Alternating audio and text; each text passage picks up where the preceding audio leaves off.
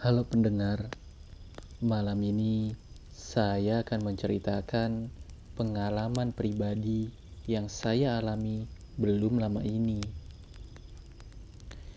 Rabu pagi, saya dan sang istri mendapat kabar duka cita dari keluarga istri di kampung. Hingga akhirnya kami memutuskan untuk pulang ke kampung halaman hari itu juga.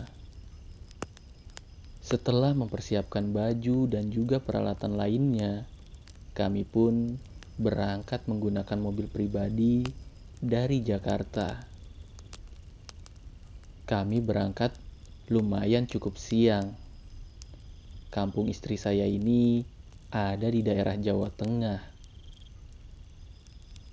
Setelah menempuh perjalanan yang cukup jauh, akhirnya kami sampai di lokasi sekitar jam setengah 11 malam. Suasana malam itu sudah sangat sepi. Kami harus berjalan sedikit ke dalam gang untuk bisa sampai di rumah istri saya. Karena memang rumahnya tidak bisa masuk mobil. Kami berjalan kaki diiringi gerimis kecil. Penerangan mulai remang-remang. Kami melewati satu rumah tua yang sudah sangat reot. Bentuknya khas rumah Jawa kuno yang dinding rumahnya masih dari kayu. Rumah ini cukup luas dengan atap yang tidak terlalu tinggi. Jadi, ketika kami lewat harus menundukkan kepala sedikit supaya tidak kepentok atap. Akhirnya, tibalah kami di rumah istri saya. Rumah ini letaknya persis di sebelah rumah tua itu. Dan rumah istri saya ini mempunyai halaman yang lumayan luas. Dan di halaman ini ada beberapa pohon. Salah satunya pohon nangka. Suasana malam hari di halaman ini lumayan sangat gelap karena minim penerangan. Dan posisi rumah lainnya membelakangi rumah istri saya dan rumah tua itu. Sekedar informasi, rumah istri saya ini sudah lama tidak ditempati. Hanya dibersihkan saja sesekali oleh kakak ipar saya. Itu pun mungkin sekitar setahun sekali. Saat kami datang, di sana sudah ada 2 keluarga kakak ipar saya. Jadi total yang menginap di sana ada 3 keluarga, termasuk saya. Kesan pertama saya kepada rumah ini adalah adem dan sejuk. Ditambah lagi, malam itu habis diguyur hujan.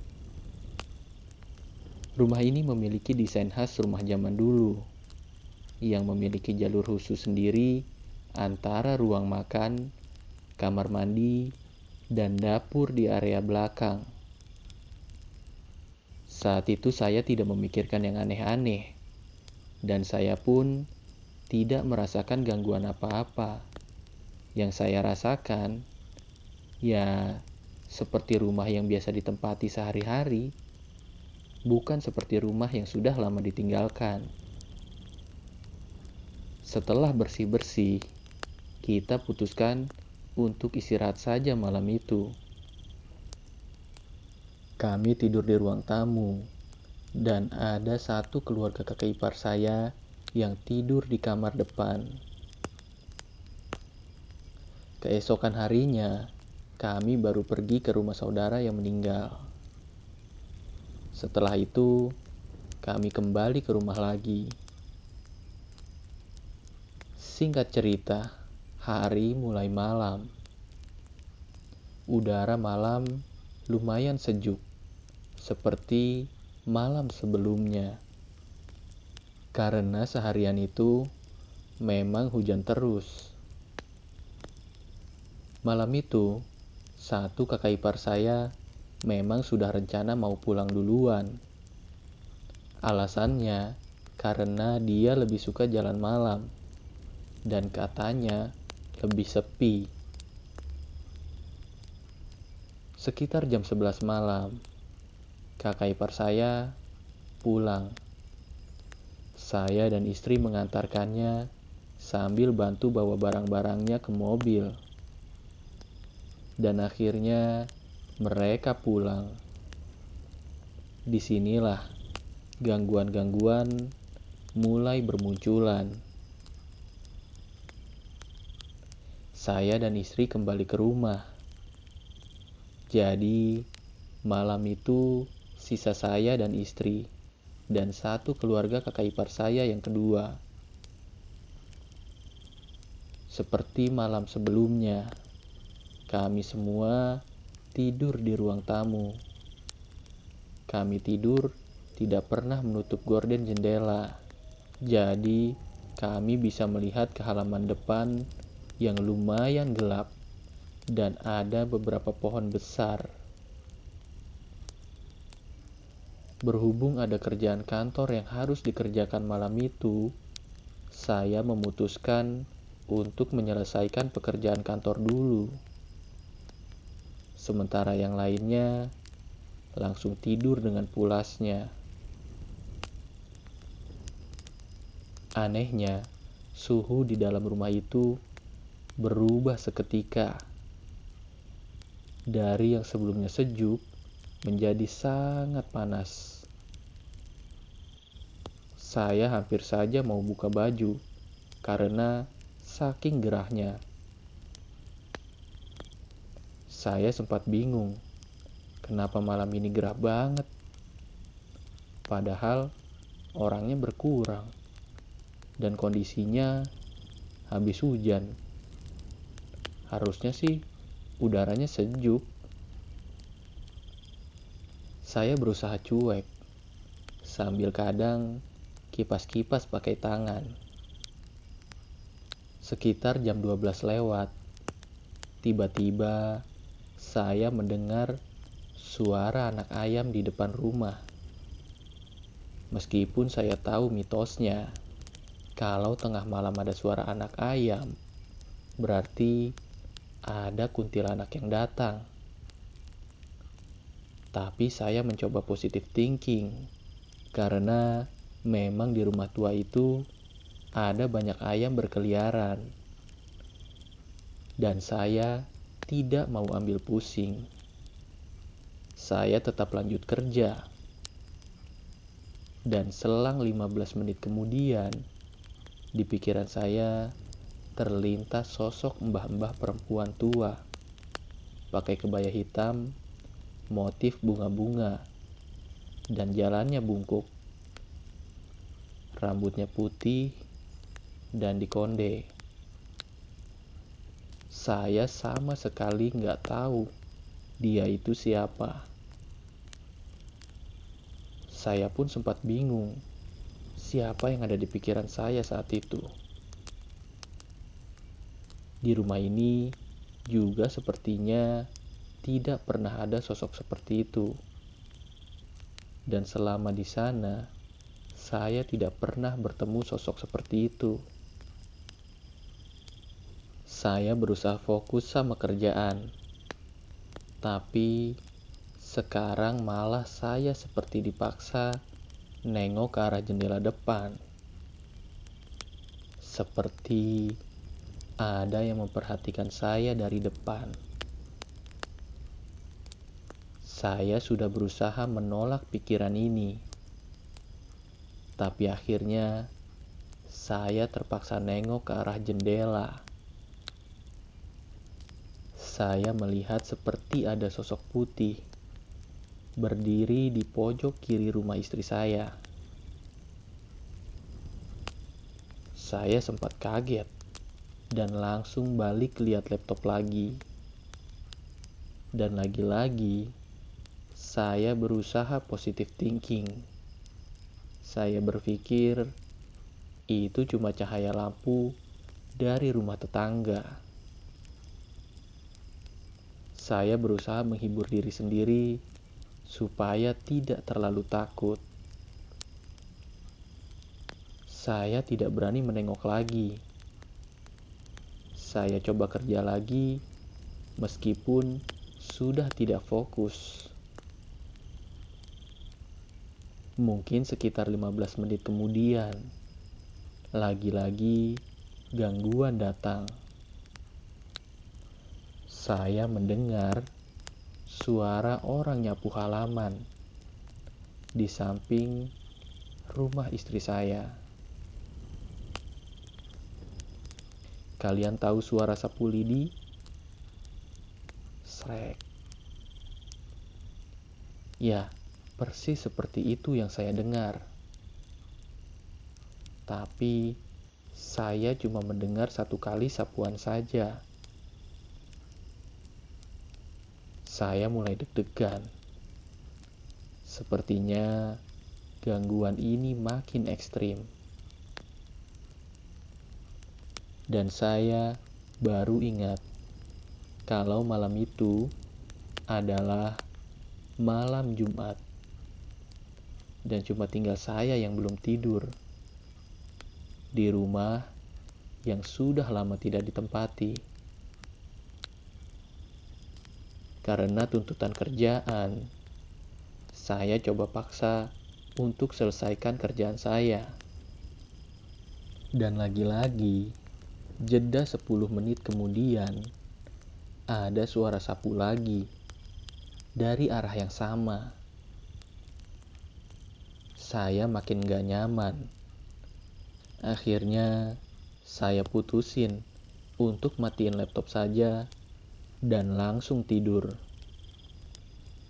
Sialnya, malam itu saya belum terlalu ngantuk.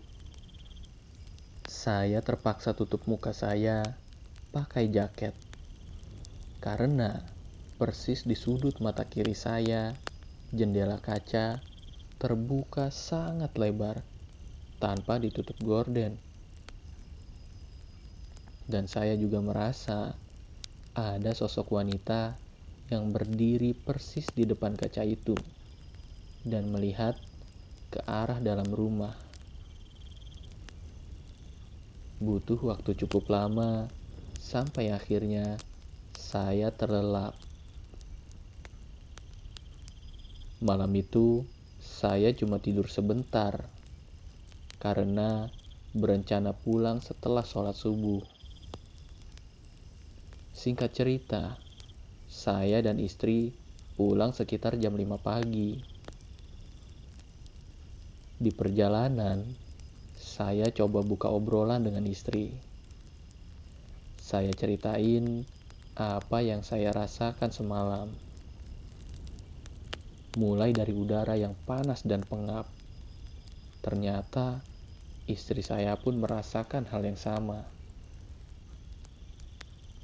Saya mulai ceritain juga gangguan-gangguan malam itu. Mulai dari suara ayam dan juga suara orang nyapu tengah malam. Dan ternyata bukan cuma saya saja. Istri saya pun mendapatkan gangguan. Dia bilang, istri saya mendengar suara plastik kresek. Seperti ada yang buka plastik kresek. Padahal jelas-jelas tidak ada yang buka-buka plastik malam itu. Dan juga nggak mungkin tikus. Karena kita nggak nemuin satu ekor tikus pun di rumah itu. Nah, habis suara plastik itu, tiba-tiba leher istri saya merinding. Dan dia bilang, seperti merasa diusap-usap di bagian kepalanya. Istri saya juga cerita, kalau malam itu dia merasa ada sosok wanita yang berdiri di depan kaca besar dan ngeliat ke arah dalam rumah. Persis seperti yang saya rasa semalam. Padahal saya belum ceritain soal wanita depan kaca itu. Saya juga coba menguak sosok si mbah perempuan yang tiba-tiba terlintas di pikiran saya malam itu. Saya coba tanya, di daerah rumah itu dulunya ada nggak sih mbah-mbah perempuan? Istri saya bilang, mbah-mbah, oh iya ada. Dan saya tanya lagi, mbah-mbah perempuan kan rumahnya di mana? Istri saya bilang, itu dia tinggalnya di rumah tua yang persis di sebelah rumah kita. Saya pun kaget. Ternyata dulunya beneran ada mbah-mbah di sana. Saya makin penasaran. Terus, si mbahnya masih ada nggak? Udah nggak ada. Udah lama banget meninggal. Dari waktu aku masih kecil. Makanya, sekarang rumahnya agak reot. Karena udah kosong lama. Dan nggak ada yang pernah nempatin lagi.